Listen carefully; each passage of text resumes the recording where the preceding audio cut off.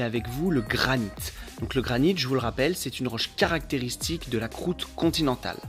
J'ai ramené ici deux échantillons, un granit rose originaire de Bretagne et un granit plutôt commun blanc-gris.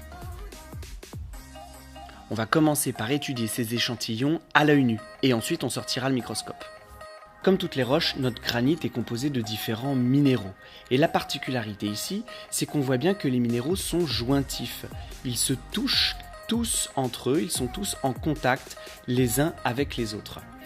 On dit qu'il s'agit ici d'une texture grenue, qui est caractéristique d'un refroidissement lent qui a eu lieu en profondeur. On dit que le granit est une roche magmatique plutonique. On va maintenant s'intéresser aux minéraux qui composent ces granites. Sur cet échantillon, on peut observer trois minéraux différents.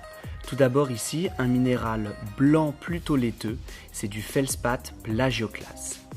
À côté ici, un petit minéral noir brillant, c'est du mica.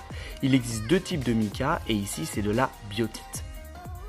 Et enfin, disséminé un petit peu partout, on a un minéral gris qui ressemble à des cristaux de gros sel. Ici c'est du quartz. Dans notre granit rose, c'est presque la même chose.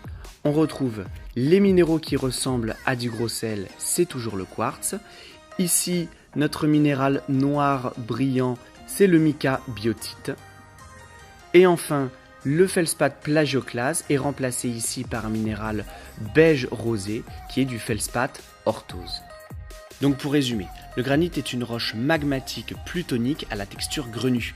Il est composé de trois minéraux, le quartz, le feldspath orthose ou plagioclase et du mica biotite.